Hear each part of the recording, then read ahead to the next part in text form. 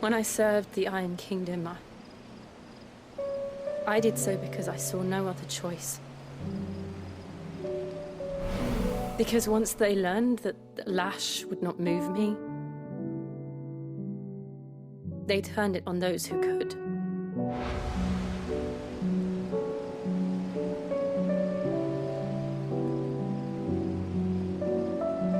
And so I became their puppet.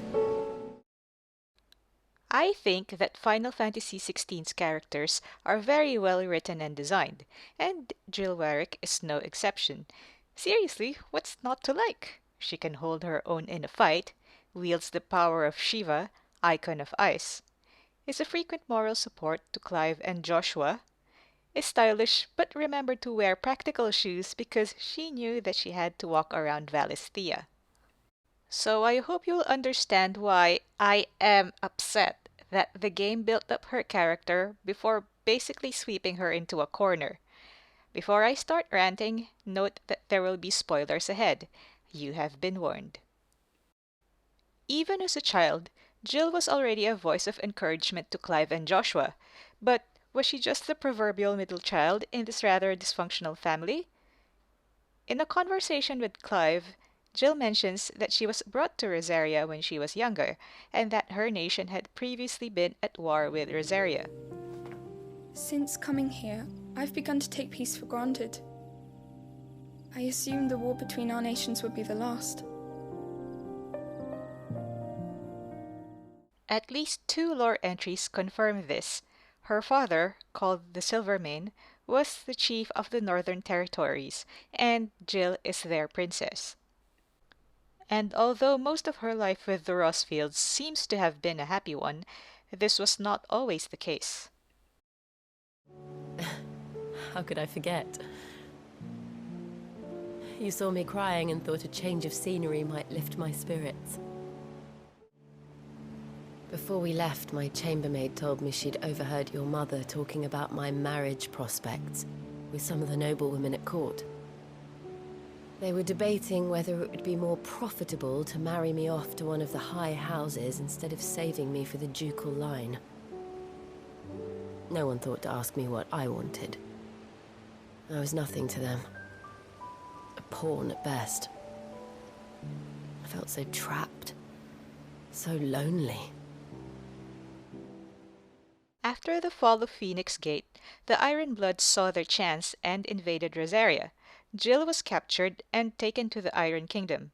It is implied in conversations that if she had not manifested Shiva's powers at the time, then she would have been abused and killed like any other captive. And so began her life as an enslaved dominant, powerful yet helpless, serving the Iron Kingdom and fighting their wars. They gave me a choice.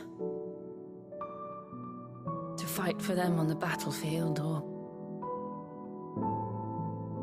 see my countrywomen slaughtered. When she is reunited with Clive, Jill is the one who encourages him to return to Phoenix Gate and face his past.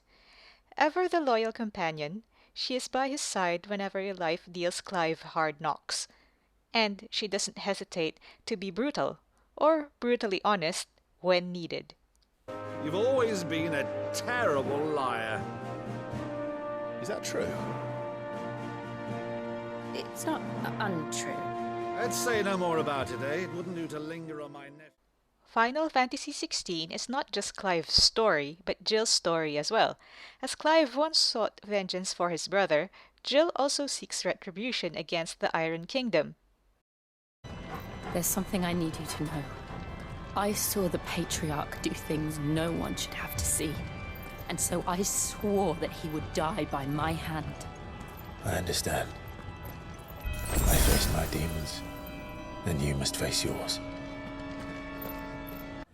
I was so excited for this confrontation because finally Jill and Shiva get to be the badasses I knew they were.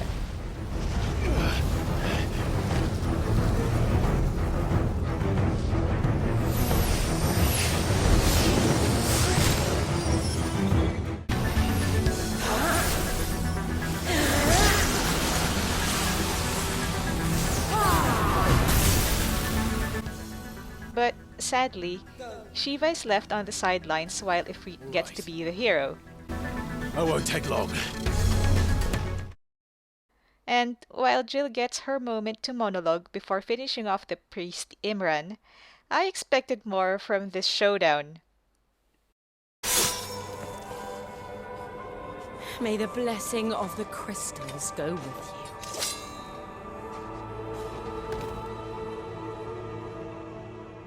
Jill's role goes downhill after that, for the sake of the plot.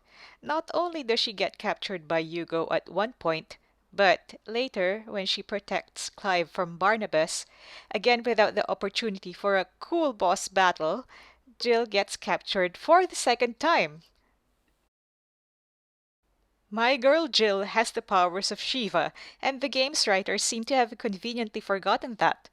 I felt that it was unfair that a powerful, well-rounded character would get nerfed near the end of the story. Out of all the members of Clive's party, I think Jill has faithfully accompanied him and supported him, and had the most in-game interactions with him. And yet, when the time came to face Ultima, she effectively got elbowed out of Clive's team by Joshua and Dion, and was left holding their fur baby while Clive and his bros went off to save the world.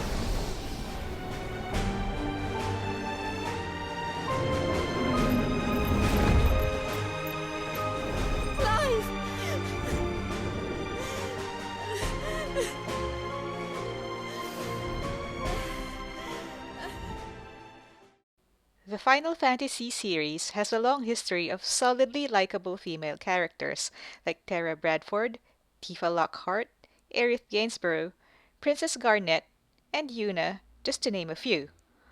All of them were deep and memorable characters in their own right. And with Jill Warrick, the game's writers and designers had a chance to continue that legacy, but I think the chance was wasted. Jill deserved better treatment and her own moment to shine.